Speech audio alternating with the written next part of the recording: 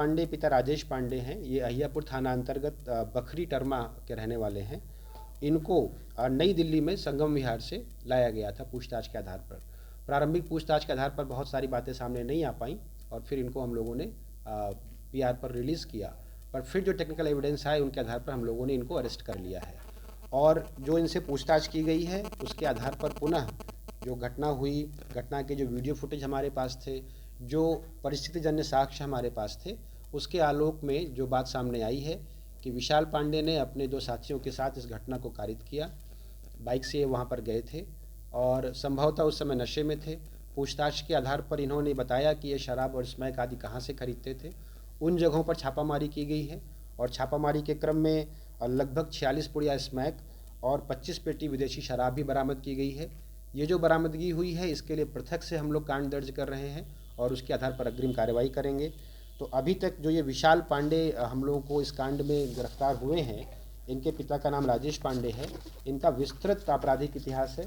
2018, 19 और 21 के कुल मिलाकर 9 कांड हैं।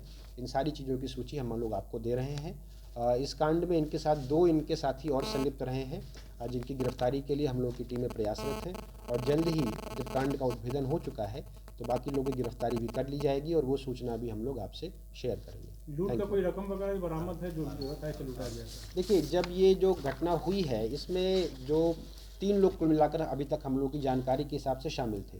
तो इस घटना में इनके पास से जो हथियार विशाल पांडे ने इस्तेमाल किया था वो बरामद हो गया है। लूट की रकम, कुछ रकम लगभग 10,000 के आसपास विशाल पांडे का कहना है कि 7,000 रुपये इन्होंने लिए थे।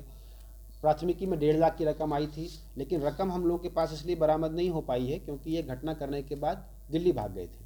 तो वहाँ इनका कहना है कि हमने वो रकम वहीं पर अपनी अय्याशी के कामों में खर्च कर दी है और वहाँ से पूछताछ के लिए इनको लाया गया था, वहाँ पर ये रकम हम लोग बरामद नहीं कर पाए हैं।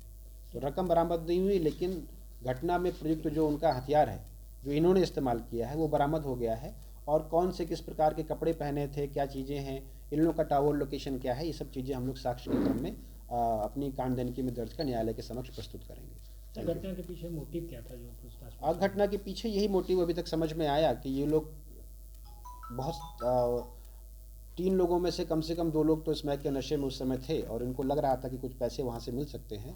तो इन लोगों ने उस स्थान की पहले भी रेकी की थी और वहाँ पर गए थे। इन्होंने अनुमान लगाया था कि वहाँ पर कुछ रकम ये लोग रखते हैं और लूट करने के क्रम के लिए ही इन्होंने इस घटना को कारित किया था। इनका कोई आपराधिक गिरोह भी है जो इस तरह की घटनाओं को अंजाम